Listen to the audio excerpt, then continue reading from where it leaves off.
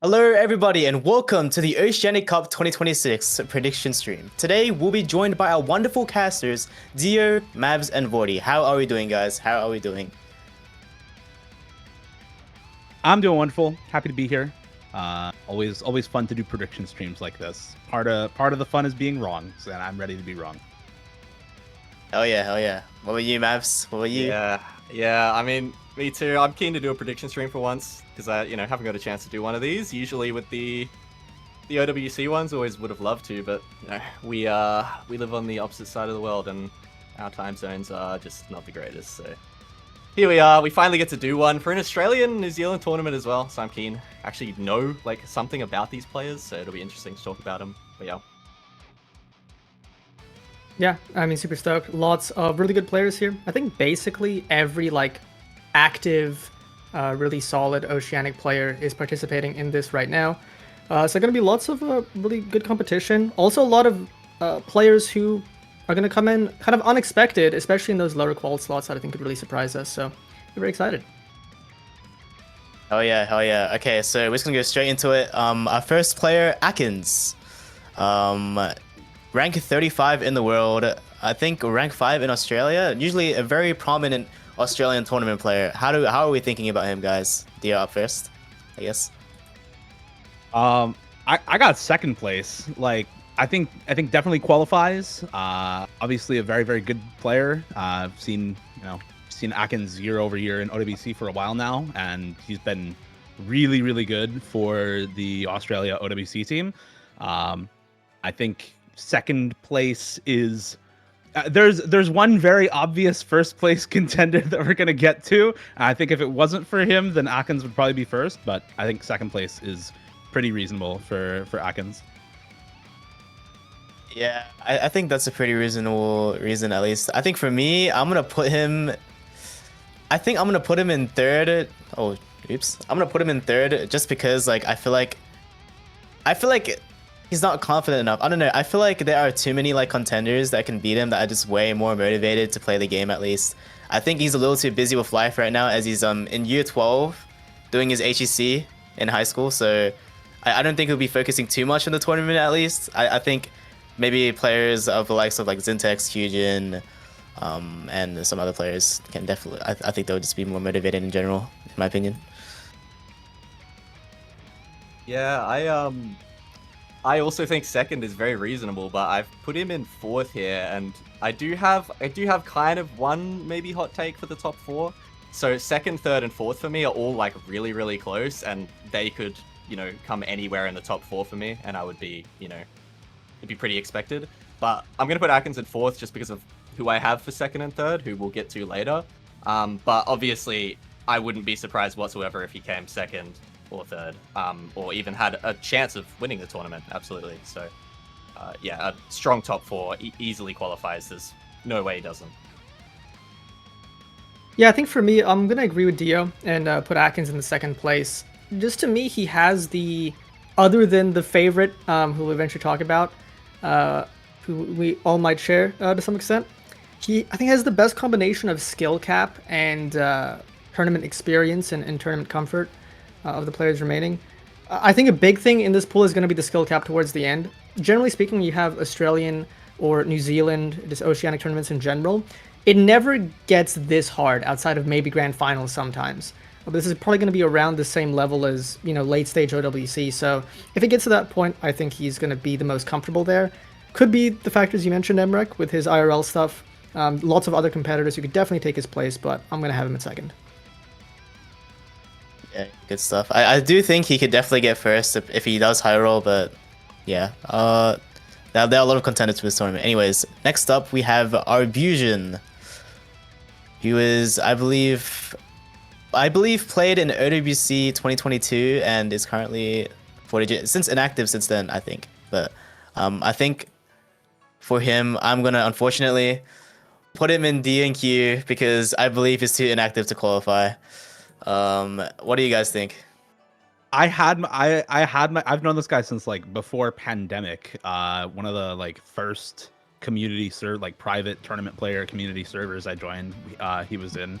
But I unfortunately have to do him dirty and put him DNQ. I think if it was like here's the thing. Qualifiers have scored Z sum, which really, really heavily rewards outlier scores on hard maps and punishes outlier low scores on easy maps. And I think he doesn't have outlier hard maps to get good scores on, but he can also like kind of low roll some of the more like mechanics focused, especially like higher BPM stamina and speed maps that I think a lot of people are going to do pretty well on. So I think if there was like percent max, he's pretty well rounded, so he could probably get in that way. But with Z sum, I don't think so. Yeah, I actually have like probably 13 players I was really confident in, qualifying, obviously. Then I have another 2 players I'm like pretty sure will. And then for my 16th slot, I was really unsure, and Arbusion was one of the names that was kind of bouncing in and out of the 16th slot.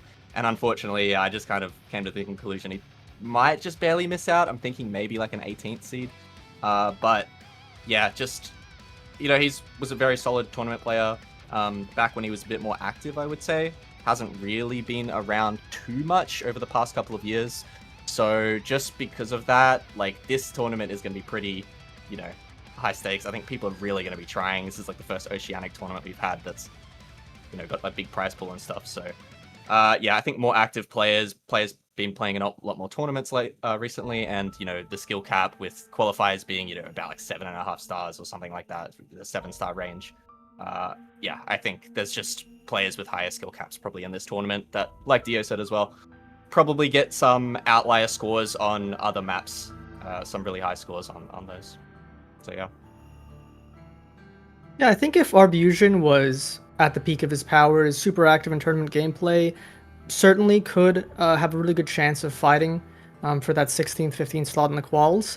I think right now, I think generally the past couple of years he's been playing the game relatively casually, hasn't really been playing that many tournaments. So I just don't think with the level of competition, you're fighting for so few spots. I don't really think he is going to have a likely chance of qualing. Could surprise me, but yeah, definitely have him in DNQ for now. Yeah, I mean, at peak, he was on the OWC team for Australia, right? Yeah. But his peak was like precision flow aim streams. That's what he was really, really good at. And you have you have a little bit of that with like the Hard Rock 3 in qualifiers, but I think like even though he's still playing the game, just not as active. It hurts me. It hurts me to not put him qualifying. It hurt me too. There's a lot of pain in this prediction of like leaving out people that I'm like, man, you're such a good player, but there's only 16 people can qual, and only 16 people can make it there. Even just within the people who do qual, there's some people I have, at 9th to 12th, 7th to 8th that I'm like, how are they here? How are they this low? Yeah, Loki, it does pain me as well because I was his former teammate in 22 as well, and I know his potential, but yeah. Anyways, next up, do I even gotta say his name? A Secretbox. A Secretbox. Do I even gotta say anything? Nah, First play. No, like if he doesn't win, it's a disappointment. Like if he does not win, it's a disappointment. Yeah. This guy's the best player with MREC not playing MREC's tournament, a Secretbox is the best player in Oceania. That's just it. Yeah. I mean, he has everything you'd want. He has the skill cap. He's good at literally everything other than maybe like the very high end of speed and stamina. Players like Atkins can beat him late stage, but pretty much everything else he'd be a favorite for. And I mean, yeah, you see his rating, it's the highest in Australia outside of one particular player by a good margin. So yeah, I think clear favorite going into this tournament.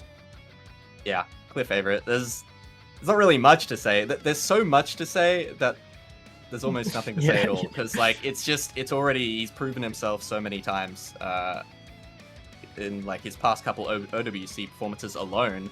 Not to mention some of his ridiculous solo scores he's set and other tournament performances he's put on. But yeah, I mean, he's ridiculously good player, competes with the best players in the world in tournaments, and of course he's definitely our strongest player in this tournament. And it makes me excited for next OWC yet again. So just to see, Yeah. I'm glad we're having a tournament like this, like to push Yeah. our players' skill cap because Australia needs it. We need like that extra 2 or 3 players to be like really pushing for tournament skill cap. So, you know, Box is here again to push himself further, probably improve even more. But yeah, should be an expected victory. I give him like what? I give him a 60% chance he wins the tournament, maybe a 70% chance. But yeah, it's should be pretty locked for him, I think. Yeah, I definitely do agree. I wouldn't say 60%. I'm thinking like 90%. There, I do think there is a chance he does crumble to pressure. Because if you did watch the OC World Cup Grand Finals against I think he does have issues with handling pressure sometimes. So maybe we could see that with the Oceanic Cup. Who knows? But I do still think it's pretty unlikely. However, our next player, Plopit, currently rank 16, up and coming tournament player. What do you guys think? I have Plopit in my 4th slot. I think he's been improving at tournaments really, really heavily. I think he has one of the highest skill caps in the tournament, obviously being 2nd rank in Australia. I do think he's still lacking a little bit of tournament experience, a little bit of time to really develop his tournament ability. I think give him another year, I could very well put him 2nd on this list. But I do think could fall to pressure a little bit potentially. But kind of curious to see what Mavs have to say about him because he has him at 2nd. This was my hot take I was talking about in the top 4 and why I've pushed Atkins down. Now, when I was watching OWC, especially like the very late stages, Plopit was a player that was getting put in for maps like as, you know, the 4th on most maps. And I was seeing glimmers of greatness from him. He was really consistent.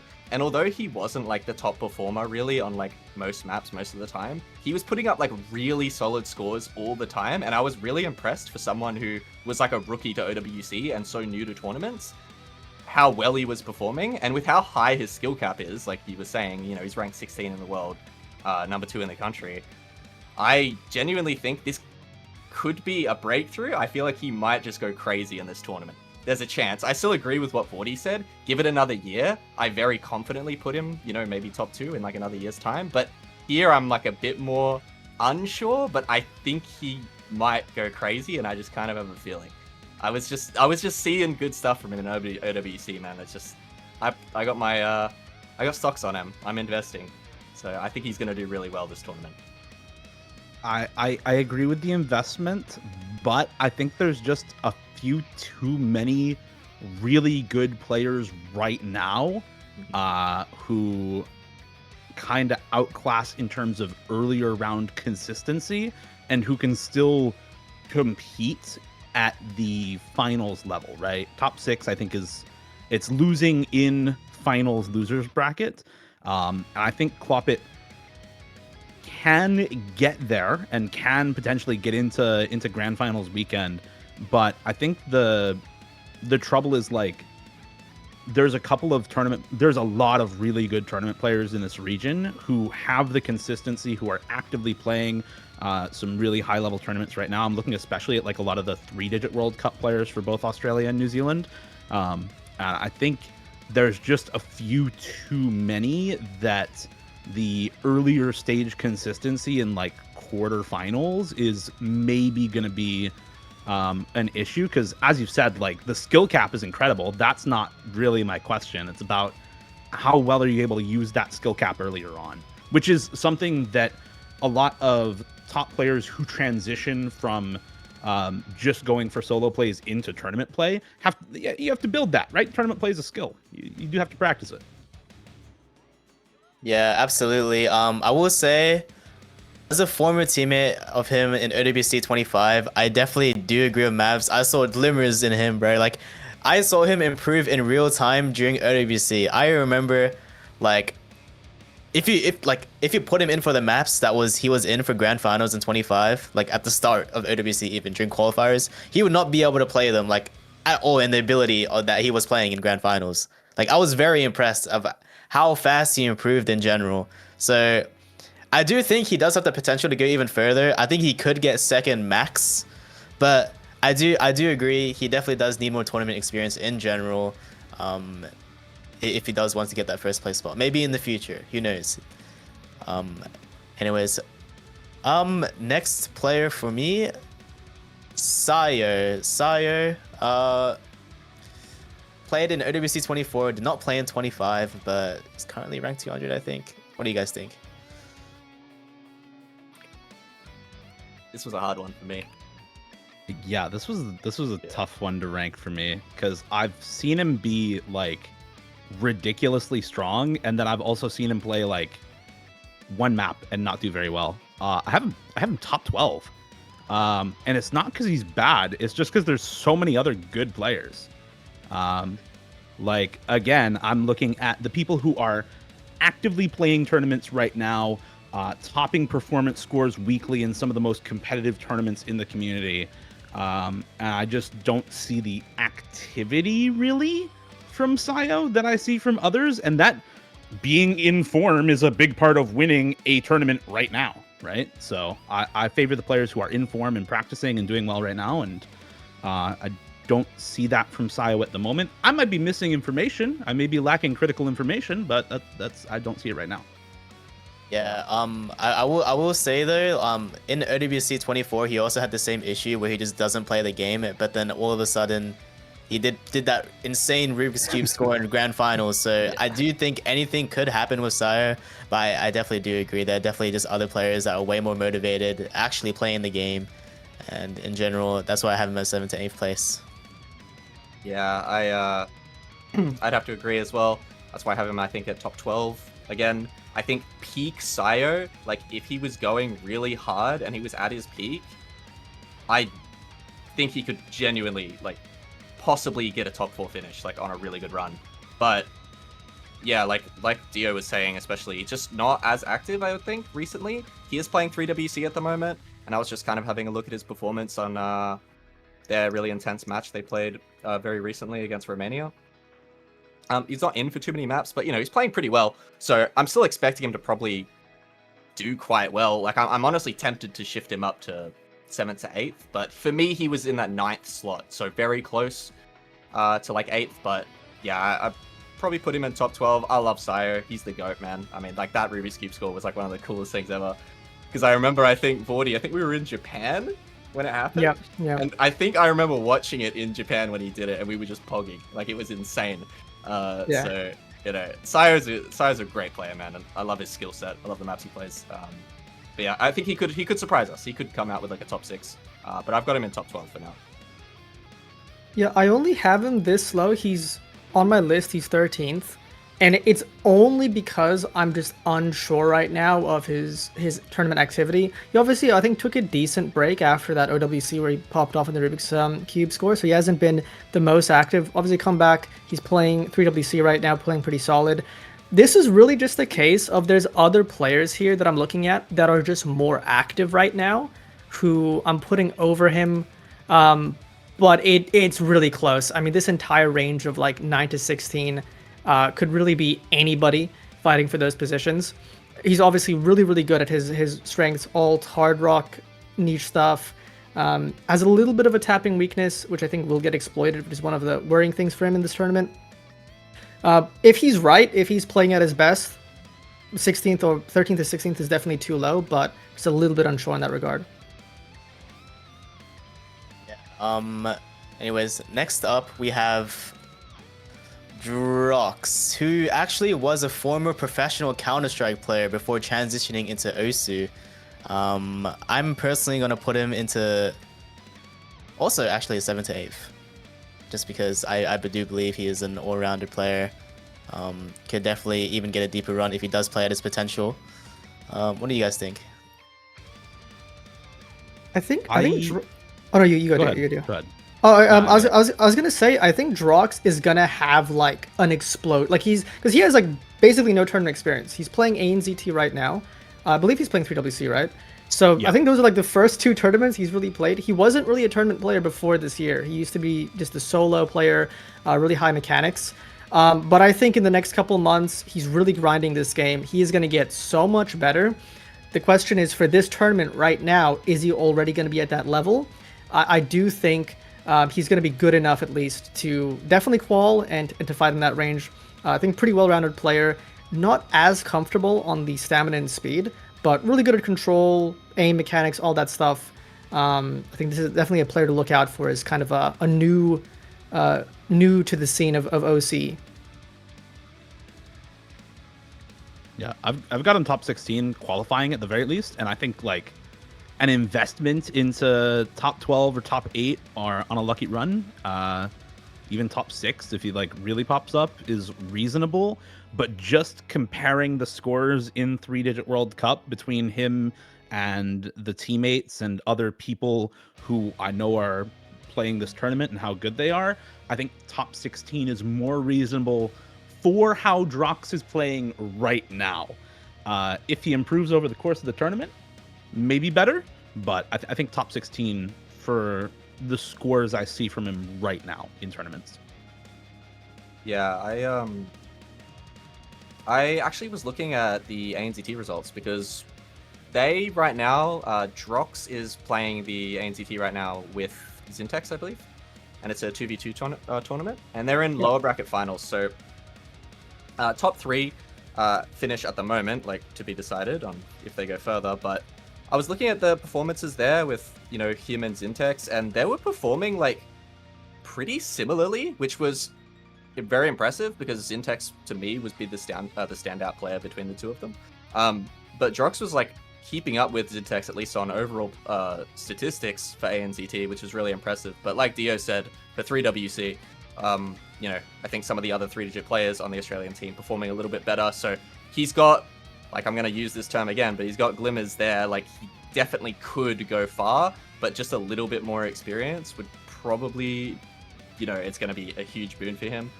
So for now, I've got him in top 12, but I think he could make a run. Again, so many of these players can make a run, man. Like, everyone between, like, 5 and 14 for me is just so hard to place.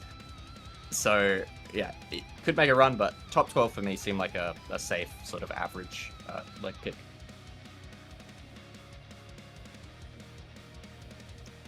Yeah, so I actually had him at 7th to 8th, but I downgraded him to 9th to 12th because I realized that there are just so many good players in this tournament.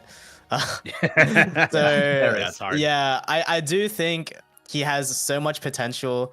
If only if it didn't stop playing for 4 years to focus on Counter-Strike, God knows how good he could have been. But yeah, anyways, we'll be moving on to the next player, Dumb Andy, who was a 4-digit World Cup player, I think. I have high hopes for this player. I think he's gonna qualify in the lowers, in around 13th to 16th for me. What do you guys think? I understand having him qualify because, like, again, former 4WC player, like, it's totally reasonable to think they can maybe qualify, but I don't know. I just, with how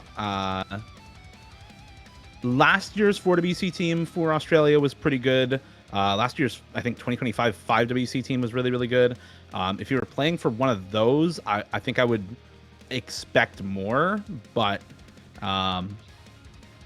again, focusing mostly on some of the mechanics and non-DT really hurts you in a 1v1. So I gotta go DNQ. I'm not surprised if he qualifies. I just don't think it'll happen. I'm actually looking at my chat right now, and Dumb Andy's in the chat. He says, "I'm sight reading, gang. I've got physics exam tomorrow, so I'm actually gonna move him to DNQ." Okay. Okay. Wait, Yeah, you know, With that I didn't even see the information, message. Oh, there it is. Oh, oops! What did I just do to the sheet? Okay, you know, with Belgium that- did this to me. Belgium did this to me in the OWC prediction stream, though. They said, "Yeah, we flopped hard. We didn't qualify, and then they qualified." So, you know, maybe he's just baiting all of us. You never know. Yeah. With that information, I think I'm also gonna move him to DNQ, which actually that pains me because I was a kind of a, you know, I had high hopes for Dumb Andy. I remember seeing his qualifiers performance for WC 2024, and he was a really new player, and he did insanely well in the qualifiers. And I was like, oh, this guy's gonna like go crazy, and he kind of just improved over that next year. Started setting some pretty nice solo scores as well. But I think over like the last year or so, hasn't been as active as he was beforehand. But like I said earlier, my 16th slot was really just bouncing around between so many players, and Dumb Andy was one of them. And I did put him in at 16th, but with the unfortunate news of the sight reading, yeah, I'm going to have to drop him to DNQ, I think. But I think Dumb Andy's got so much potential as a player, man. He's a really solid player. Really good mechanics player. Yeah, I was also a believer. I had him like pretty much in that 16th slot, as I think that's a slot where really realistically it's going to come down to there's so many really solid players who are going to play the quals, and inevitably 2 or 3 of them are going to have the lobby of their life. They're going to high roll, and they're going to be the ones to make it. So realistically, anybody I'd put in that 16th, 15th range, it's going to be unlikely to actually happen. But I had Dumb Andy there. Really, really good tournament showings. The biggest question mark for him, for me, was how is he going to be on this, 7.5 star pool? Not really sure how comfortably he was going to be on it, but if he's sight reading, yeah, that's unlikely gonna work out. Yeah, if he did practice the pool, I definitely could see him qualifying, but yeah. Our next player, Emilus, played in the OWC 25 roster for New Zealand and 24, I think. Very prominent New Zealand tournament player. I'm going to be putting him in 9 to 12. I think it's just because it's not that he's a bad player. There's just so many strong tournament players. I don't know. That's what I think. What do you guys think? Yeah, I got the same. I also got 9-12 for Emilus. Very, very good player. And is doing really well in 3W, or was doing really well in 3WC for New Zealand until they got eliminated by Romania, I think, last week. Obviously, key player for them in OWC as well. Proven really strong tournament player. Not quite good enough for top 8, I think, which is really saying something, because that means there's 8 even better tournament players who have signed up to this. So yeah, still solid. 9-12 is still really good. Yeah, I have him in that exact same 9-12 range as well. Just had a really, really good match in ANZT. In the match Mavs was talking about earlier, it has happened. Did happen yesterday. Atkins and Emilus won 7-1 against Zintex. And they just played amazing. Atkins had a fantastic match, but Emilus was right there. Really impressed by Emilus keeping up on everything, but notably tapping, which I would think would be maybe the one weakness. But I think he's good enough at tapping that he's still going to be, Dia mentioned the Z-score thing. I don't think he's going to have any like outlier low performances. And I think he's so well-rounded, can play basically everything at a really solid level. And that's going to really count in a 1v1 tournament. Being good at, every skill set really matters. So I think he has a really good shot to at least win one match. I'd be very, very surprised if he doesn't win at least one match in this tournament. Yeah, he, for me, is at 13th. So was right there on either top 12 or top 16. But very, very solid player. Like you said, I got, had the pleasure of casting so many of New Zealand's matches for OWC in 2025. Like, I think I had to cast 3 or 4 of their matches. And yeah, I mean, always a really solid core player for New Zealand. They've got like a 4-man they put in for almost every single map, and Emilus is one of them.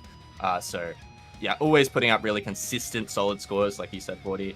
Not sure if there'll be any outlier scores that are going to be super insane. Just really consistent all-round scores. Can kind of play everything except for tapping at a higher skill cap. So that'll be the one concern for Emilus. Usually was stepping out for those tapping maps. But overall, like, is going to do well on hard rock, precision, most hiddens, mechanics. Like, yeah, we'll just be really solid. I could see a top 12. I've got him at top 16. Just another player I've put in that top 12 slot instead. But very, very close for me in 13th. Yeah, definitely do agree. Next player we have is Fault, who is a Australian tournament veteran. Has played in 5WC multiple times and mainly plays low AR hidden, I think. But unfortunately, since this is a skill cap tournament, I'm gonna have to put him in DNQ. It is what it is. Yeah, I got the same. Same here as well. I think I'm curious to see what he does on the AR8 hidden in qualifiers because I think he might have some pop-up performance. Other than that, though, I think the pool is likely just too hard for my Perth goat here. Yeah, I've thinking the same. Might do really well on the low AR, but other than that, yeah, skill cap. This is going to be the highest skill cap tournament we've had in Australia and New Zealand. So yeah, it's probably going to be a bit too much to outscore a lot of the other players in this tournament that do have really high skill caps. So yeah, just DNQ for me as well. Yeah, Fault was a member of that 5WC 2025 team I mentioned for Australia that was really, really good. They made it to top 3, I believe. Or no, sorry, top 2. Second. They they got second. They actually beat USA in grand finals and then lost in bracket reset 7-4. And Fault was a member of that team, was playing really well during those matches, but not quite strong enough as that 5WC pool for grand finals was 7.1 star Nomad 1 around there. And this qualifiers pool is already about a half a star rating harder than that. So the skill cap is definitely a concern.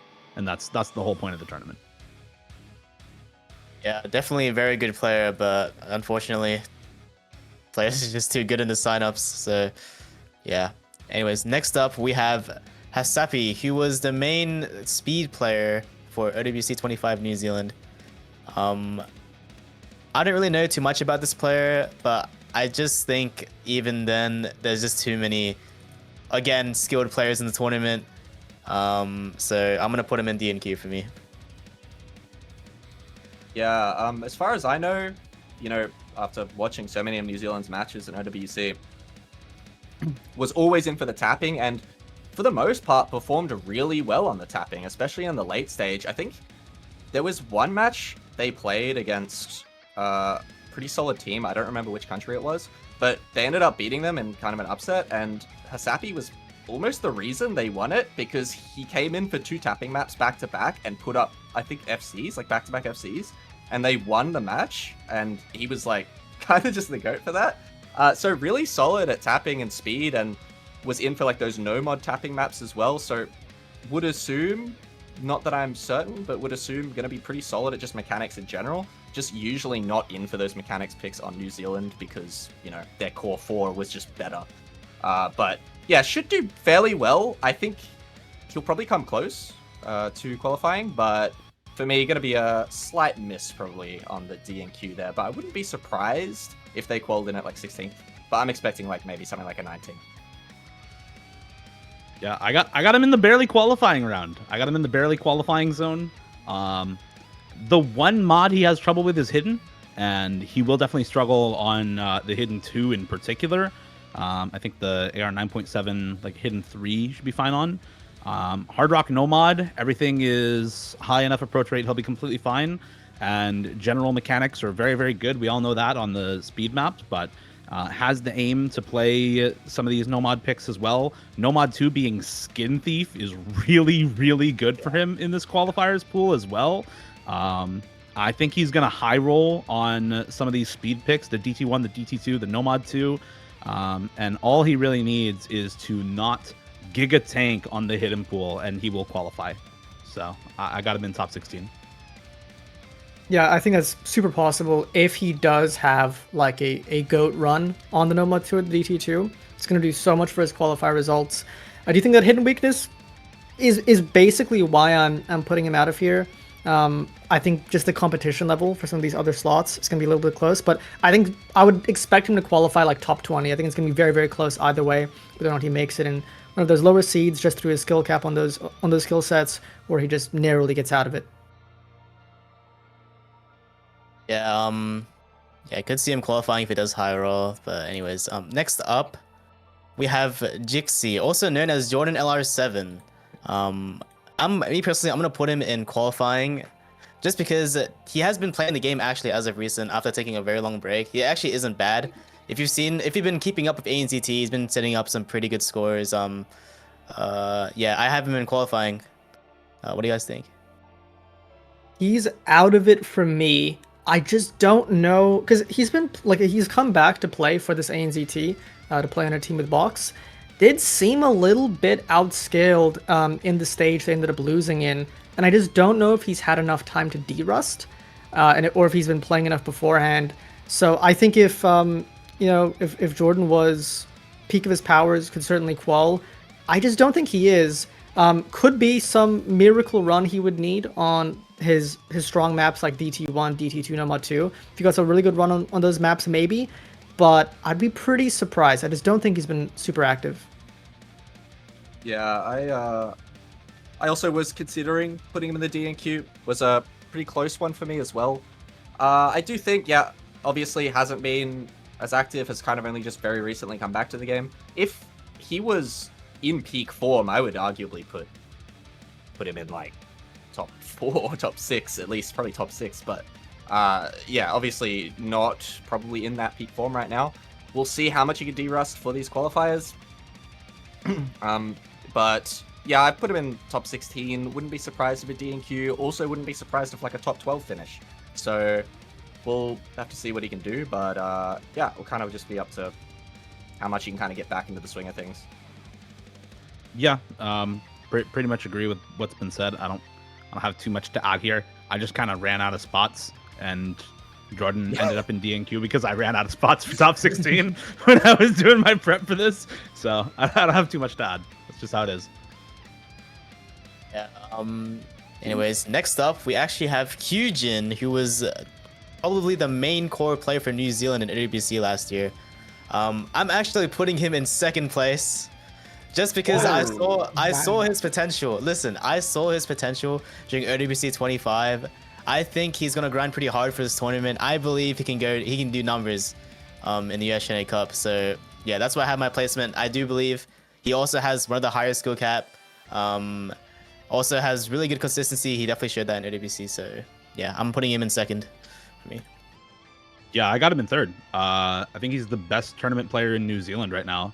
I do think it's close. I think there's one other tournament player in New Zealand who's like pretty close. Maybe not super active, but in a skill cap tournament like this, it's gonna show.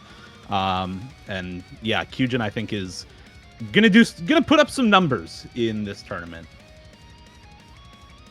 I'm yeah, the second. I mean, that would it honestly caught me off guard, but I mean, I see it. Like I said, this New Zealand team was insane in OWC, and Hujin was probably the main reason. Hujin was going absolutely nuts. Obviously, Saiku's the big name you always talk about for the New Zealand roster, but I think Hujin overall probably carried the most. Just so consistent on so many skill sets and can literally play everything.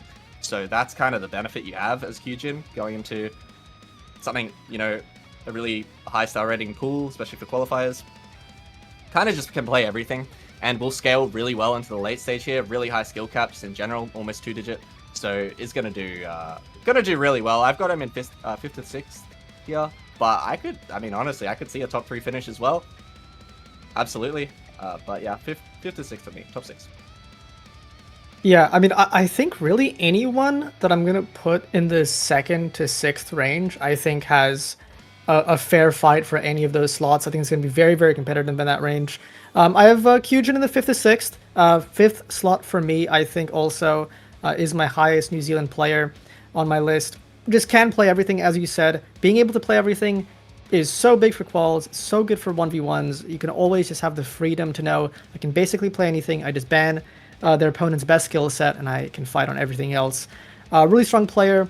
I think the only maybe reason I have him at 5th to 6th, maybe I just haven't I probably haven't seen as many New Zealand tournaments. Obviously, the OWC run was phenomenal, was generational. But yeah, I could see an argument for anywhere from 2nd to 6th for him. Yeah, 100%.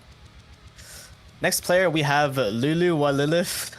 Bit of an odd name, but also known as Raytak. Played in 4WC in 24 and 23, I think. I'm not sure, but I'm gonna have to put him in DNQ just because he's inactive, unfortunately. So And also, the pool is also not for him. I think he is speed capped at 210, so he would not be able to play all the likes of Skin Thief and the DT map. So, yeah, unfortunately, gonna have to put him in DNQ for me. There's this weird limbo in 1v1 tournaments, and it's easy low AR players who will like dominate one particular map and then have a really tough time on a lot of other stuff most of the time. And it's kind of unfortunate because players like Lulu Wiliff are really, really valuable to have in team tournaments, but especially 4v4 team tournaments, but are effectively auto DNQ in 1v1s like this. So it's a very weird spot to be as a gimmick player in 1v1s right now. But just kind of the unfortunate reality. 1v1s do not favor gimmick players. Yeah, I agree there as well, and especially agree with Emmerich too. Like, just too inactive, I think. Peak Raytac, if he continued grinding, was improving at a ridiculous rate and was starting to, you know, be able to compete on really high skill caps in like tournaments and stuff and put up really good scores. He kept that going, like, for sure. Like, I think he quals even at that peak. Like, if he was de-rusted fully and was kind of at that peak he was 1 to 2 years ago, I probably would have put him in at my 16th slot or in the top 16 here to qual. But yeah, I just think probably a bit too inactive to beat out some of these other really insane players. So it's a DNQ for me as well. Yeah, I mean, I pretty much disagree with everything Mav said. Peak Raytac definitely has a chance, but simply not active enough, unfortunately. Yeah. Next up, we have May Bell, also known as Chef, was banned indefinitely from tournaments until 2023, but yeah, now he's back. Did switch from tablet to mouse and now back to tablet. I believe he's back to his peak form, as if my sources are correct. I'm actually putting him. This might be a hot take. I'm putting him in. I'm putting him in 5th and 6th. This is the hottest take we've had so far. This might be a hot take. We are so spread on like this is a hot take. Am I lacking critical information or like? No, I think you're kind of there. Honestly, I don't think it's that bad. No. Wait, am I just dumb or what's going on, guys? Okay, what don't I know? He is the definition of the wild card in this tournament. Yeah. He could place anywhere from. I'm not kidding. He could place anywhere from potentially first, I'll say second maybe, from anywhere from second to like top 16. Like, I don't know. Okay. But all I know is that like Chef, back when he was early on, like shortly after the tourney ban, he was insane. Like, his performances were kind of just mental, and his solo scores were also really, really insane as well. I think, if I recall, setting like really crazy like offline scores too. He was just an insanely consistent tournament player, and it didn't really make sense how good he was on really high skill cap and just so good at like every skill set. Really insane player. I would not be surprised to see him make a top 3 run, and that's why I put him at 3rd. But maybe it's cope, but I kind of believe, I actually think he's gonna go crazy. Yeah, actually, during his tournament ban, and he couldn't, it was just his own decision that he couldn't play OWC 23. But after OWC 23, he was just posting on Twitter like random FCs on grand finals, like 23 maps. I don't know. Oh man. Lord knows if he actually did play 23, but he was kind of inactive for like 3 years after it switched to mouse because he had like tablet grip issues. But from what I know, he's back on tablet and he's actually like de-rusted somewhat on tablet. So yeah, I have him at 5th to 6th for me. Could be a hot take. 3rd place might be. I think 3rd place is crazy. Don't get me wrong. I think that's crazy, but yeah. Do I even have anyone I'd feel comfortable moving down to move him up? Maybe like I don't even know. Maybe like we've gone through Scio, maybe Scio, but like yeah, I don't know. Maybe you could. You might have sold me on the Happi train, Dio, because I've got to move someone into 16th. I've got to move someone into 16th because I've moved Darmandy out. So I'm thinking like Happi, like maybe for me. So yeah, like can I be sold to move Chef up? I mean, like I've also gotten some like tournament replays from Chef, so I know he's really good. But Yeah. I didn't know about that good. So Yeah. I'll just keep it where I have it because it makes the screenshot funnier if it It gets does. top 6, It's a wild card, man. It makes it makes funny. sense. As the wild card, it makes sense. Third and then top 16. Third and sixth. I love that. I love that. I mean, yeah, I agree with Naz in the sense that this is kind of a wild card to me. I actually was conservative with my placement on my first draft of my list. I had him at 4th because I do think I feel like he's built for tournaments. He just always seems to perform when he's trying. Can play everything. Really high skill level. Really consistent. Only reason I have him at 5th to 6th is because there is a little bit of like a mental factor. A couple of times in previous tournaments, I've seen him go into a match where I feel like you should probably win, and then just have a pretty low roll performance. Back on tablet now, though, I've seen some scores from him recently, really good. I think if he is giving this tournament his all, I honestly expect to see even better than 5th to 6th, but I just have him there for now, a little bit conservative, in case he has a tough time in one of the rounds. Yeah, low-key, I low-key wouldn't be surprised if he gets a deeper run than 56. I can't lie, but I do think, yeah, I do agree with Vorty. The mental factor is a big role, and yeah, is what it is.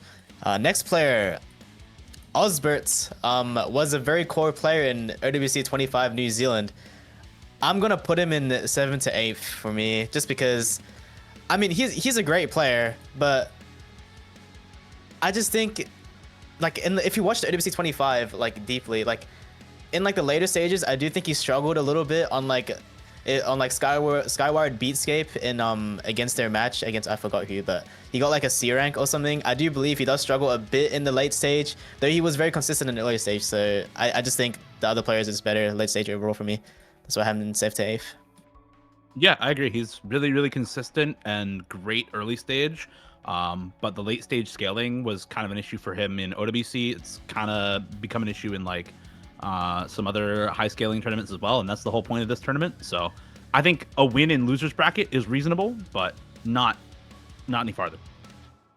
Yeah, I think I need to see a little more from Osbert, even though he already showed such an insane amount in OWC. He had some crazy performances. I think there was 1 week in OWC, I don't remember which round it was, but I think he was top 10 on overall statistics for the week, which was unbelievable how well he played on one of those weeks. But he continued to FC maps with, weirdly, like, very low accuracy. And that was the one thing he was consistent at, was that he would FC so many maps with like 93%. And it left me questioning, like, is he just fluking these FCs? Like, is he getting kind of lucky on the combo? Or is he just low ac, like, all the time? So I guess I kind of just want to see more. For me, he bounces between that, 7th to 16th range, somewhere in there. So I've just chucked him in the middle. And it could kind of go either way. But yeah, I want to see if he, continues to FC crazy hard maps with low ac. And, like, if he does, like, he probably gets top 8. But we'll see. I've got him in top 12, and I think he was a crazy player. Definitely, like, for the New Zealand roster, was like most improved player by far on the New Zealand roster. So yeah, really good player. Should definitely qualify for sure. Yeah, I mean, you talk about improvement. I remember, like playing, I think, an ANZT and versing Aussie in one of the early stages and winning that round. And then I want to say like a year later, I versed him again, a year or two later.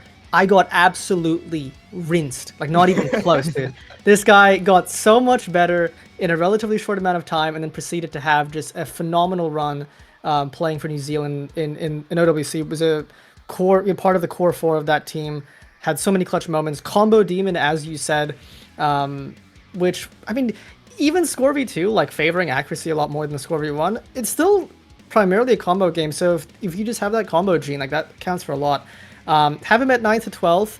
Could go further. I just do think the skill cap is going to be the limiting factor for him, which is why I don't have him higher. Fair enough. Next up, we have OWC 24 and 25 player, Paler. Mainly a hidden player now. I'm going to have him... I'm actually going to put down... I'm going to take away Scio and put him in 9 to 12, just for Paler to be 7 to 8th. Low-key. I do think his skill cap is good enough to get 7 to 8 for me. What do you guys think? Yeah, I'm actually like reconsidering my placement for him. I got him top 6. I'm gonna He's move him. popping off, man. I'm He's putting popping he's off insane. recently. He's good. I've been watching him in 3-digit World Cup. He's popping off. He's good. Yeah, not too much else to say. It's really been like him and Zintex in 3-digit World Cup who have been really popping off. Actually, okay, maybe I do have to put him 7-8 because I think I need a spot spoiler for the other person I just mentioned. But like, yeah, he's been popping off. He's really good. I don't think it's a hot take at all for top 8. If this was like, let's say this entire tournament was a star lower, I might have him second. I might at least have him third. Yeah. His consistency and his well-roundedness at that star rating is unbelievable. I think the first time he played for OWC for Australia, he had like a ridiculous quali run. Like I was stunned by how well he played at that stage. However, we saw less and less of him as the tournament got further. He was, generally speaking, just in for his hit-ins, in for his free mod hit-ins, where he's still competitive at that level. So the only reason I have him this low is because I think the star rating might be a little bit too much, and some of the higher skill cap players are going to catch him on that regard. But if I was a player in this tournament of qualifiers, one of the higher seeded players or lower seeded, I don't want to see Powler in the first stage. Like round of 16, you do not want to get matched up against Powler. That's going to be a brutal match, man. Yeah, I mean. So here's what I think is going to happen. I think Powler gets in, wins round of 16 winners bracket, wins quarterfinals winners bracket, and then loses semis, loses in losers bracket. That's a top 6 finish. I think that's totally reasonable that he wins his first 2 matches in winners bracket, especially with how well he played.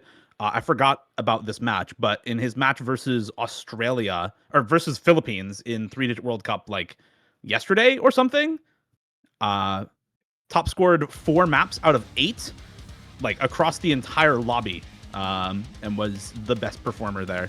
So I'll put him back in top 6. Yeah, I think with Dio saying that, that definitely gives me hope for him going top 6. But I think that as well is going to be so dependent on his quali run.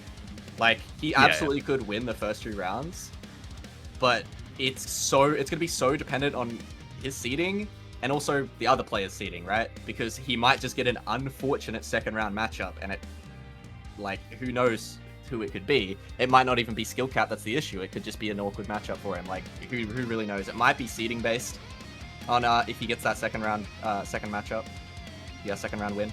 But yeah, I could see a top 6 as well. Pala is incredible. Also, we were talking about, most improved players. Probably the most improved player for Australia OWC roster. Just insane improvement over the course of, I want to say 1 year. Just became almost a top player in the course of 1 year for tournaments at least. So really good. I could see a top 6 run, but I've got him in top 8 because I'm looking at players I've put above Pala, someone like Hujin. If Pala gets a matchup against Hujin, is he going to win? And I'm like, I don't think so. So that's why I've got him a little bit lower. Yeah, that's fair. I have him at 7th to 8th right now, just trying to be realistic, but I do think he could still make a deep run to 7th to 8th just because, I think in ANZT one time, he actually beat Atkins, and that was 2 years ago in a finals. So I could definitely see 5th to 6th, like Dio said, in the bracket stage. So yeah, also do agree with Mavs that it does heavily depend on his qualifier run. Anyways, next up we have P, who is, or Pi, I don't know how to say his name, or her, I think her. Anyways, I think gimmick player for New Zealand, I think. I don't really know. Yeah, gimmick player for New Zealand. I'm gonna unfortunately have to put that in DNQ just because the speed maps with ZSum, I just don't think she'll qualify, unfortunately. Though I wouldn't be surprised if she actually did qualify. Yeah, I mean, I don't have much else to add there. I think she's really good at what she goes in for, but that's too limited in scope for a 1v1 tournament compared to a more mechanics-focused player like Happi, for example. Both of these players kind of fill the same niche, but inverse of each other on that New Zealand team, where they're both going in for specific maps, but Hasapi's are just more applicable to much more of the rest of the pool than P's are. It goes back to the conversation we had about Fault, right? The fate of gimmick players in 1v1 tournaments. That's just kind of it. Unfortunate. Yeah. Also, not a crazy amount to add either. I think probably just going to be a DNQ for me. Just probably not versatile enough to compete on some of these maps with how difficult the pool is. Didn't really see her go in for many maps at all either during OWC. Performed decently when going in. But yeah, I just think compared to some of these other players, I think for me, you know, I'd put a couple of my other DNQs qualifying first. So definitely just probably a DNQ for me. But, you know, maybe like a top 20 seed. Could see that happening for sure. Yeah, not much more to add.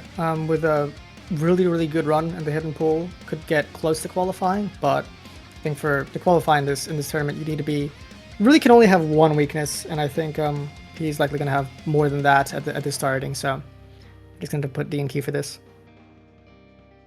Next up, we have a player by the name of Peter. I think he qualifies. I think he qualifies. Could even maybe make an upset in round of 16. Honestly, if you don't know who he is, he was a 5 WC player. In 24 and 25, I think many people by the likes of Paolo and Atkins have told me how good he is. So I'm just gonna put him in qualifying, but wouldn't be surprised if he wins his round of 16 matchup to get even higher. This one for me is like, now I don't know, because obviously my 16th player was Darmandy, and then my next two after that were gonna be either Poyudo or Hasapi probably. And now I don't know whether to put Poyudo as like my 16th or to put in Hasapi, because Dio's kind of sold me. So I might have to revisit that one at the end. But for now, I'm going to put as 16th, basically barely qualifying. Don't think they'll get an upset and win a match, but I could see them qualifying for sure. They are an incredible hidden player and can play like aim very, very well. So I could see them getting some outlier scores on a couple maps. And as Dio mentioned, which I didn't really know before, you know, with the scoring being Z-sum, I could see it squeaking out a 16th. But DNQ is also very possible. So we'll have to see. I got one reason for putting Poyudo in qualifying. Poyudo was the single best player in 5-digit World Cup 2025 Grand Finals. Averaged 744k, which is almost 100k higher than any other player, and played 29 out of 30 maps for Australia in that Grand Finals weekend. That kind of consistent high scoring on, you know, it's still a lower star rating pool than this qualifiers pool.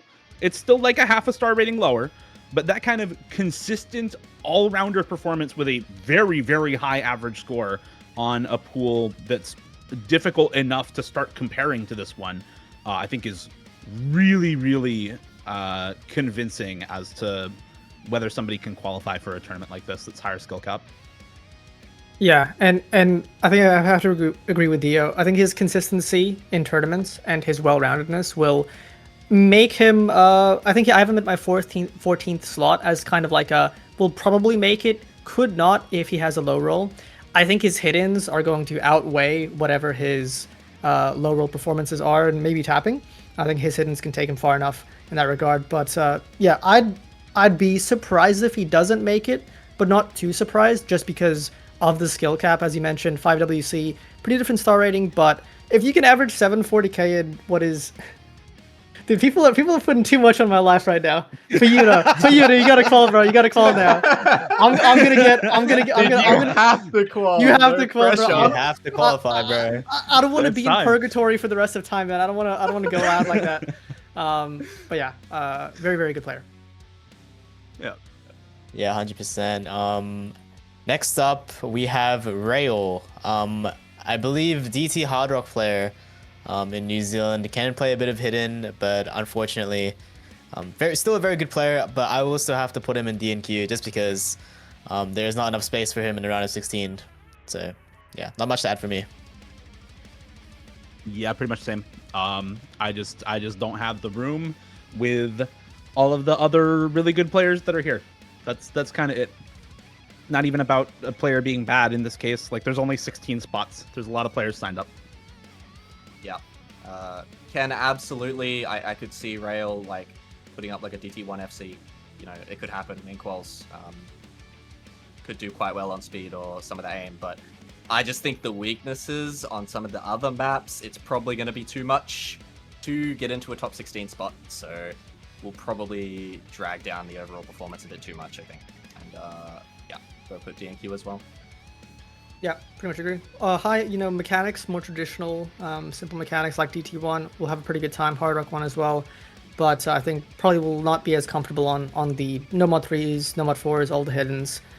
So too competitive of a qualities, I think, unfortunately, for Rail to likely make it. Basically what boy said. Anyways, we have next player, RTX. Was a former Fortnite competitive player, now transitioned into Osu. I believe a tournament player now. Again, very good player, but basically what I said with Rail, just too many good players in this tournament. 16 players qualifying is rough, and yeah, just gonna have to put him in DNQ for this one again. I got the same. I think we all got the same. Yeah. Yeah. Yeah, this is probably the player I know the least about on this list. So everything I know about this player was by looking at his Osu profile and from reading the note that Emrek wrote for me. So I have no idea. He could absolutely like maybe prove us all wrong and be great, but I just so many unknowns about this player for me. I don't really know how he's gonna perform. We'll have to see. I'm excited to see how some of these players that I kind of haven't heard of, over the past year that have kind of come up, how they do. So RTX is gonna be one of them. Yeah, RTX is a player for me that I think, honestly, could get close to qualifying because I think he is pretty well-rounded. Surprisingly good at gimmick, low AR rating, has some tapping in him. I don't think enough for this star rating though. Pretty good at DT, really good at aim actually. Hard rocks are there, so I think he's well-rounded enough that he'd get surprisingly close to qualifying. But I think the star rating comfort, especially in those gimmickier skill sets and speed and stamina, likely aren't there. Yeah, I mean, just from the profile pin scores, like some of these easy scores and easy flashlight on Only Wonder is like pretty sick. So yeah, it's cool. It's cool. Yeah, very cool. Yeah. Next up, we have Saiku. I might have to move someone down because then I won't have room for another player spoiler. But I have him at. This is rough, bro. What do I put this guy? Yeah, I know. Yeah, this is rough. Like, what is this? Like, what is this, man? There's so many good players. Yeah, this tier list shit is hard, isn't it? It's hard, dude. It's hard. I might have to remove Osbert and put him in 7 to 8 for me. I do believe he can definitely get top 4, but there are just so many players that I think like that can, I don't know. This is a gamble because he can definitely get top 4, like 100%. Yeah. But it's just so many players. I think like just the other players above will just, I don't know, play better. I don't know how to word that like correctly for this, but yeah, that's what happened in 7 to 8, and unfortunately I don't have to put Osbert in 12 for me. Here's my decision-making process for 4th over like top 6 or top 8. If I'm comparing it, let's compare him directly to Plopit and Paler. Saiku has similar skill cap to Plopit, maybe a little bit lower, but similar skill cap in terms of like the really high star rating, especially speed, stamina, mechanic stuff, and has the tournament experience of someone like Paler to back it up. I do think that falls short a little bit when you start comparing to like some of the very, very best players in the tournaments, but he really does have everything you need to place highly in this tournament, and I don't really see anybody else with that high of a skill cap and that much tournament experience to be able to capitalize on it. So I got him in 4th. I think he's going to, I think if you have him outside of finals, he is going to surprise you. Yeah, I've this is my 2nd wild card of the tournament, slightly less than Chef, but I don't really know. Like, it's kind of hard to play Saiku because I've seen him perform so well in tournaments before in the past, but then I've also seen him kind of bomb out and not do very good, and I don't really know ever what the reasoning for it was, whether it was an effort thing or mental or just not playing the game as much. I genuinely don't know. But sometimes he shows up and just is really, really consistent, plays super well. Sometimes not the greatest. I'm not really sure. I kind of want to move him to 7th to 8th here because I feel like he at least deserves that. But I'm looking at my list and I'm like, I need to move someone. And it's so difficult. So, like, I don't know. I've had him bouncing around top 6, top 8, top 12. But I think I might move him up because, yeah, I do think top 12 just isn't fair. He's just better than that. So I'm going to put him in top 8, actually, and move him up. But, yeah, I could see a 4th place finish for Saiku as well. Like, absolutely. Could get 4th, could get 8th, could get top 12. I don't really know, but I'll put him top 8 for now. Somewhere in the middle. Yeah, I mean, I agree with Mavs on this one. This was really hard for me to place as well. I think it's basically how much does Saiku want to place well in this tournament. If he's like, you know what, I'm going to just dedicate all my time, I'm going to really try, I'm going to really make sure I'm at the top of my game. If that's the version of Saiku going into this, then this is like top 3, top 4 potential very easily. He really only has one weakness, which is hidden, but then that's fine. You just full ban hidden every match, and then you're hard rocking your DT skill cap is really, really high. My life is doomed. Superior third, bro. Can you double ban the same mod pool in this tournament? I don't even know. At Emmerich. I don't even know. At Gala. I don't even know. At Gala. Hold on, let me check the forum post. At Galaxy. Gala, help Okay, us. okay. Oh, He'll get back to us on that. Oh my I'm- god! This is why we have forum posts, guys. This is why we have forum posts. Oh no. I'm kind of just gonna assume I see no rule about it. I'm assuming you can double ban the yeah. same mod. Yeah. That actually Yeah, there makes are a no difference. restrictions on picks or bans. That does Wonderful. make a difference. Okay, yeah, I'm keeping my 4th place. Yeah. If there was, I was moving him down, but we got it. Oh, yeah. 4th place still. Yeah, he just he double bans hidden every match, doesn't matter, and then his hard rock, his DT, his no mod is so good. Yeah, I'm putting him in the middle because I don't know how motivated he's gonna be. If he has the same level of motivation we saw in OWC, I'm expecting him to go higher than 7/8. If he just doesn't care, he'd go lower. So I'm putting him roughly in the middle. Good stuff. All right. Next player, maybe some hot takes here and there. Superior, currently ranked 26th in the world. Did play in OWC 25 for Australia as a main speed player. I'm putting him in qualifying. I know some people, like, if you asked me like 5 months ago, I would say no, he's not qualifying. There's no way. But I do believe he's been grinding some tournament skill sets as of recent after OWC. Very good speed player. He would definitely be able to play the skill cap speed maps in the tournament for sure.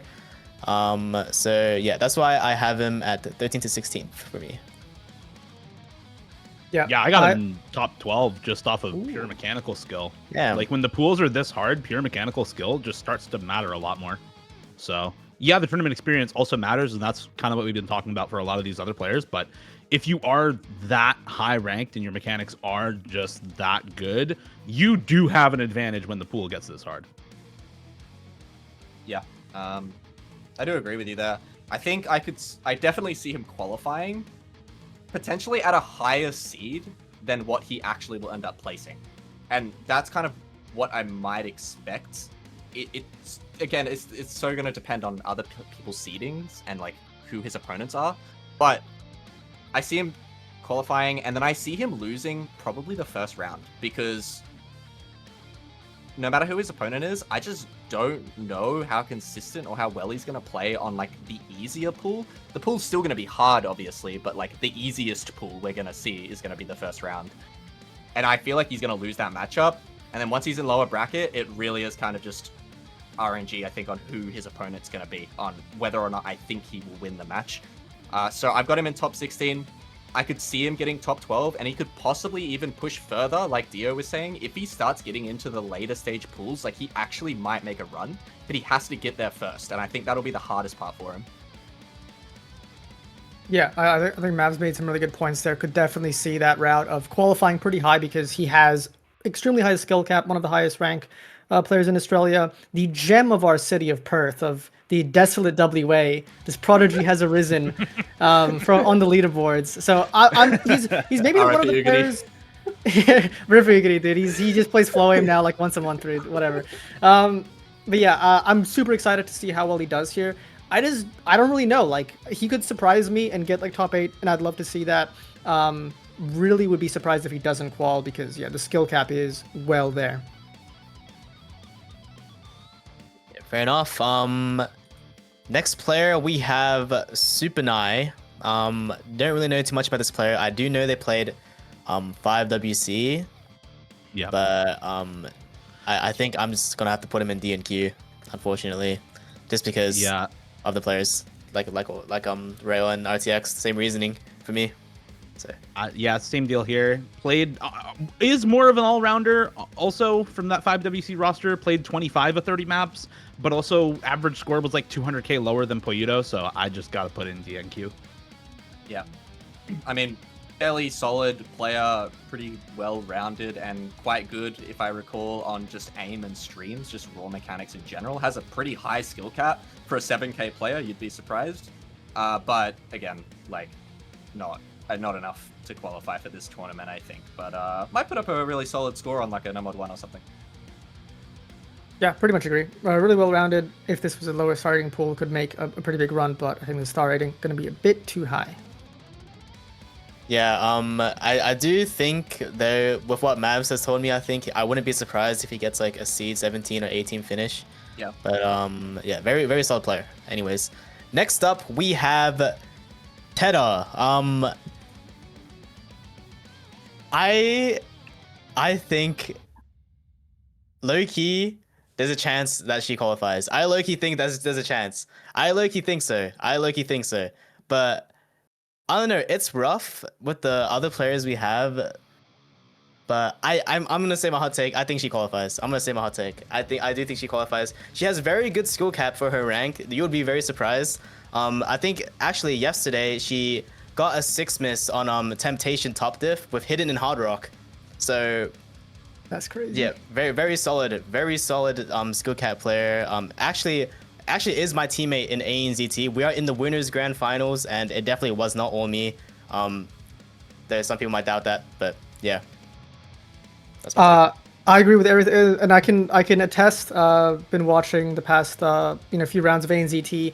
Every week, I'm like, okay, this is the week Tedda gets skill cap, right? Like maybe, and then it just doesn't happen. Tedda has been keeping up right behind the players on the opposing side. Been playing really, really well, combo gaming to an extremely high level.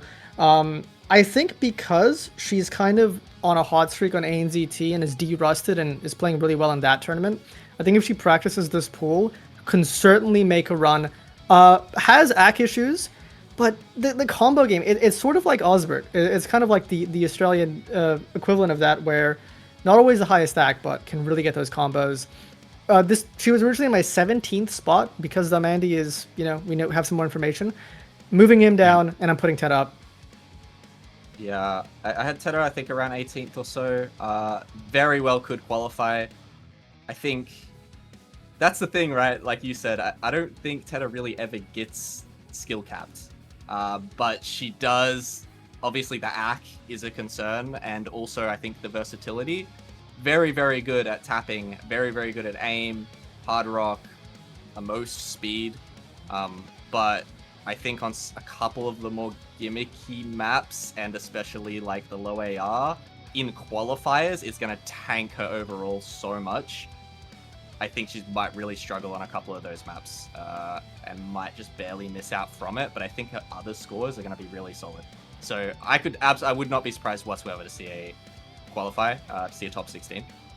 But probably not higher than that, I don't think.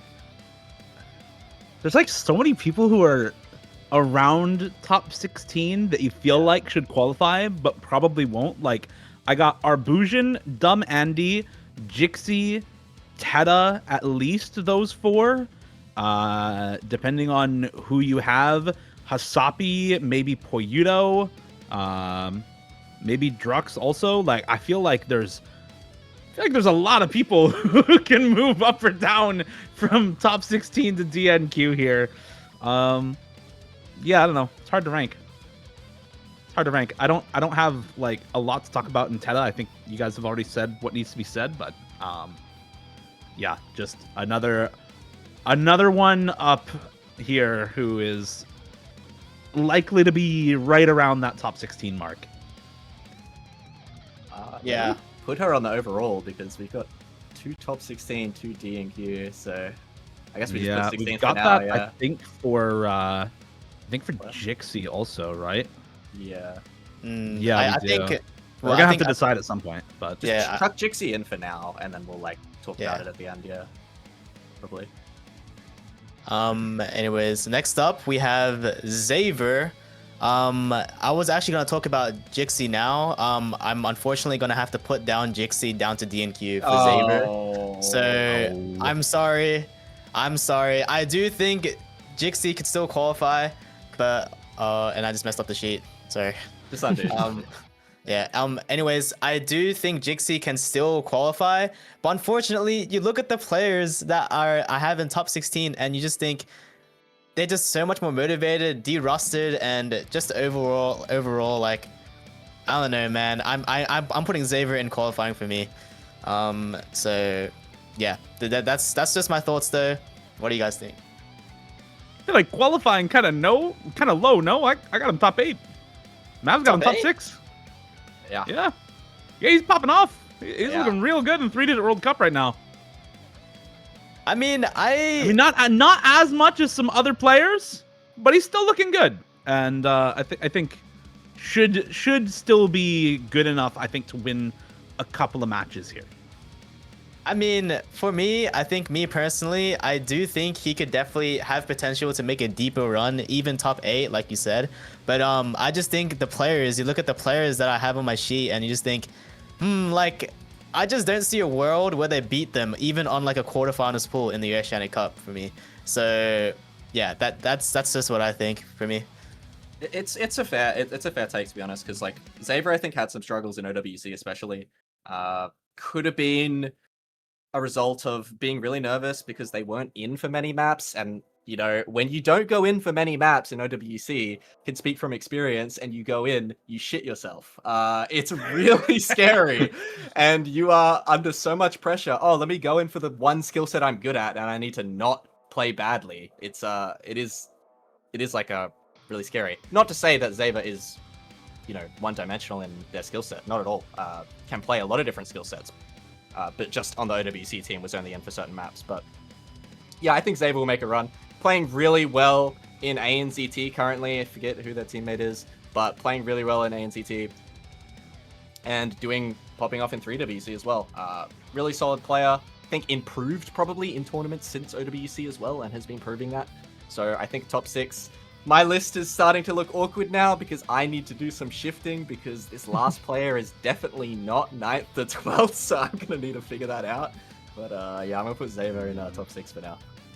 I actually think I can move Xavier down to top 12 and move Emilus up on my list.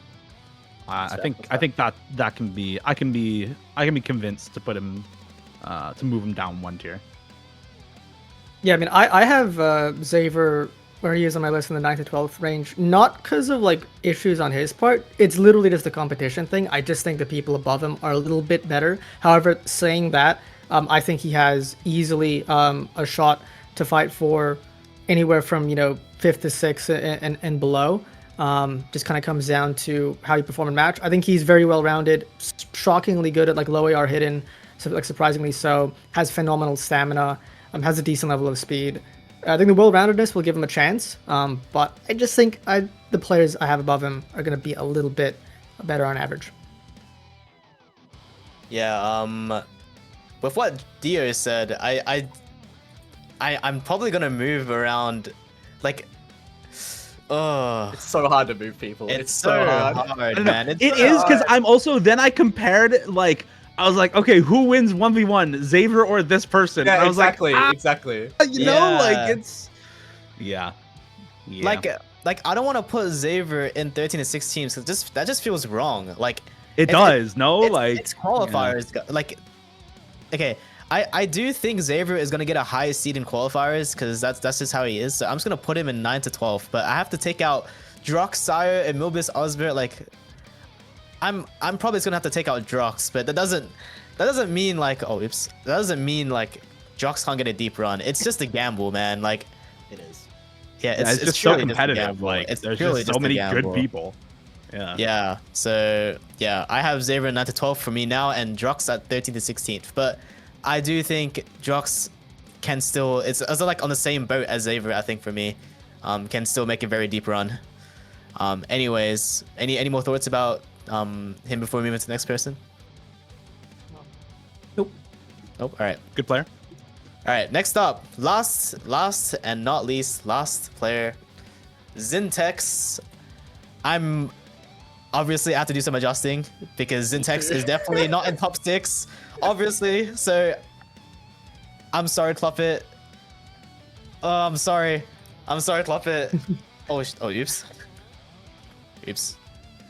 I'm sorry, Plopit, but you're just gonna have to be in top 6. But it doesn't mean Plopit is top 6. It's just like when you look at these players, Secretbox, Hujin, Atkins, Zintex, it's like, ugh. Unfortunately, just gonna have to put him in the 6th slot. But Zintex in 4th slot for me, I do think he could Bro, why do I keep copying the same guy? I do think Zintex can get top 3 very easily. It's just a very gambly like top 6 for this tournament. So yeah, that's what I have to say. Yeah, I mean, dude, the devastation I felt in 2025 OWC when Zintex, I believe at the time, was focusing on some IRL stuff, didn't have as much time to play and couldn't make the team. He was so big for the 2024 roster. Just would come in like late stage, hard rock a free mod, go crazy. Was so important to the team. His mechanics are phenomenal. Really well-rounded player. Can play everything now. Has been playing very well coming back to OSU in 3WC, ANZT. I think can even de-rust a bit more since he wasn't playing too much after 2024 in that year. So yeah, I'm a believer. I think like to me, this 1st, 2nd, 3rd, to me, other than obviously MREC, is like the core OWC roster. It's kind of why I have them there. I think those will be the 4 players you'll see the most at the end of this year. I'm obviously, I had Zintex as top 6, and I want to definitely keep him in top 6. There's no way I'm dropping him to top 12. So I'm gonna have to do some shifting. But for me, it's like weird because, like, obviously here I can't move Hujin down, and I'm gonna move Xavier down, I think, to top 8. But then it's like, who do I drop here? Do I drop Pala or Saiku? And it's like, well, on paper, I think Saiku is obviously a better player, but I think I have more faith in Pala. So I think for me, like, I just think I have more faith in Pala to like practice more and be more prepared for the matches. So I think for me, I'm gonna move Saiku down 1. And I actually also originally had Zintex top 6 alongside Paler, and they were kind of like interchangeable to me because they had been both performing really well, kind of similarly well in 3-digit World Cup right now, which I think is a good metric for how you might perform in a tournament like this, right? It's ongoing right now. Yeah. But then I had to move Plopit up to top 6, and then I had to pick one of them to move down, and I don't know if I made the right choice or not. Just know that it's like, I wish there was a 3rd spot in top 6 that I could give to Zintex, but there isn't, so he's in top 8 instead. Yeah, I don't know. That's hard to rank. Very good player. I have him the lowest tier, and I originally had him the same spot as Mavs. So yeah. Yeah, I mean, someone had to shift down, right? I mean, Zintex for me is like what he was saying. When he came in, like, in 2024 OWC, he was so clutch to have on, like, a grand finals pool to be able to come in and play free mod hard rock and actually put up good scores. Like, genuinely pretty good scores. Obviously, it wasn't like, when they were versing, I think it was USA, wasn't putting up, like, Rectagon levels. But he was, like, kind of fighting Rectagon on some of the free mods with hard rock. He was fighting him for sure. So, like, not obviously not at that level of Rectagon, but is like very good at just has an insanely high skill cap. So he's gonna do really well in this tournament. I wouldn't be surprised at a top 4 finish. Yeah, I don't know. Knowing Zintex very well, I think he could deadass just win the fucking tournament. Sorry for swearing, but I think he could. I think he could win the tournament, but I don't know. Putting him in 4th is just like It hurts. it doesn't feel right. Like I feel like I have to move something around here. I'm probably gonna have to move my hot take of Hujin down to 4th, just so Atkins and Zintex can have 2nd and 3rd respectively. To be honest, like it's stop it. I don't know. I know Zintex very well. I do think he has a higher skill cap than Plopit, even on a tournament. Maybe it's a bit of a hot take, but it's just knowing his skill set very well. I do think. I don't know. I just think this is right, bro. Like it doesn't feel right to put Zintex in 4th. I think Zintex is 2nd for me, beating Atkins. Knowing Atkins and Zintex are very rivals of one another. I think Zintex usually wins the matchup against Atkins in a 1v1, so I have him in 2nd, overtaking Atkins for me. I feel like I got him so low, but somebody's got to glaze the New Zealanders here, right? Like I'm the one non-Australian on the stream. Yeah. I gotta keep the New Zealanders high on the tier list, man. Somebody's got to do it. I love the New Zealanders though. That's the thing that hurts. Like, but it's like, oh, this is so hard. It's actually so hard. Like, I have my one coat pick that's kind of making my list scuffed, and like Plopit, I think is my coat pick, but like I believe in him, so. Yeah, like. Don't get me wrong, I think the entire top 6 could compete for 2nd, and even some of them even 1st place. Like, it just feels wrong, man. It just feels wrong. Yeah, What's our overall look like?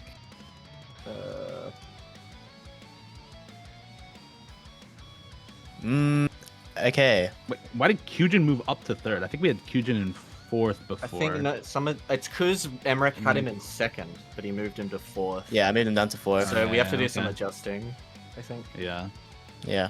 I think Hujin would be in what, 4th now? Yeah, but then there's not really a good 3rd place candidate. Like Plopit, 2 of us have top 6, 1 of us has 4th, 1 of us has 2nd. Not really. Plopit's not really. It's not really a 3rd place. Hujin, it's kind of the same thing, except it's 3rd and 4th instead of 2nd and 4th. I mean, what's the higher average between Hujin and Plopit? And we just. I guess by 1 point, it's Plopit over Hujin. I guess we just order it that way then. Probably. So what? Plopit 3rd, Hujin 4th, and then Zintex would be 5th, 6th. I like how the overall prediction is average now. I think has my exact top 8. That's funny. Yeah, I think. Yeah, that is exact top 8 for you. That's funny. I mean, I can do that. If we go, we go like this, and then we put what, Hujin 4th? Yeah, I think it was Hujin 4th, Plopit 3rd, and then Xavier top 6. Oops. Or Zintex top 6. Why is that posting like that? Oh, Here's Zintex. Wait, is that right? Yeah, I think so. Okay. And then our top 16, is that right? We moved Jixie out. Peudo, I think we all have qualifying. Yeah. Tedar's Superior, we all have qualifying. Tedar, I think, is 2 and 2. Xavier, we definitely all have qualifying. Xavier, I think, maybe needs to move up. Yeah, Xavier should be top 12. Yeah. So then who moves down? Oh god, this is hard. Is it like... I think it's Dros needs to move down. Yeah, because Dros is 2 and 2, top 16 and top 12. So we switch Xavier and Dros. Yeah, I can do it.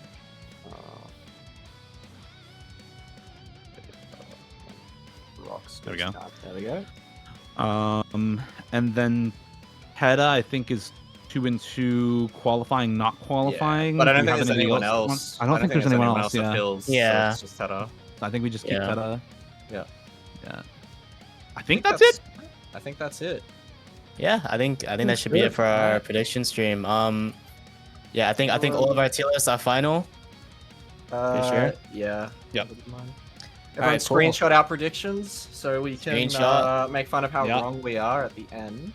Hell yeah. when We're gonna look. when Dros gets top 4 and we have him in 16th. But... Yeah. Yeah, we're gonna look so I feel like we're all gonna look so stupid at the end of this tournament just because of how unpredictable it is. I swear. Arbusion for Yeah. the win. Chef doesn't qualify. I have him in 3rd. Like, Oh my god. Oh my god. oh my god. Dude, Chef is taking a screenshot of Dio's 16th place right now, putting it yeah. on his fridge. Oh, I He's know. gonna start shadow boxing Dio's head on a bag. Every Australian I knocked out of the top 4 to put 2 New Zealanders is just like punching air right now, getting ready. Dude. I'm honestly so excited to see how this tournament will unfold just because of how unpredictable it is. Low-key. I feel like unpredictability just makes tournaments look like just make it so much more fun to watch, I feel like. Yeah. Yeah, it's gonna be. So- Yeah, I think there's a lot of really competitive matches around the middle of the pack in this tournament. Hell And, yeah. like, in terms of the order of this, like the only one I think that's really set in stone is Box. Like, Yeah. we could have second to 16th could really like mix around a lot. Like, it really could. I'm not saying people in 16th would go up to second, but like the order of all those players could like kind of vary 1 or 2 spots, and I wouldn't be surprised. So it's yeah, it's gonna be cool. Cool to see. Hell yeah. Fucking in before a Secretbox gets like 4th place or some shit. Oh my god. I don't know. Will there be a similar upset as to when everyone on the OWC prediction stream put like New Zealand top 32 or DNQ, and then they got like top 16 this year? Yeah. Let's see. Yep. Let's see. Didn't New Zealand get top 8? Didn't they make? Am I too Oh yeah, young? they did. No, they got top 8. Yeah. Top Yeah, eight, they yeah. got top 8. Yeah. I have goldfish memory. My bad. Yeah. They went Anyways. absolutely ballistic. Yeah. I think that should be it for a prediction stream. Is it time to wrap it up? I think it's time. So yeah, thank you all for watching the prediction stream. Looking forward to look stupid at the end of the tournament.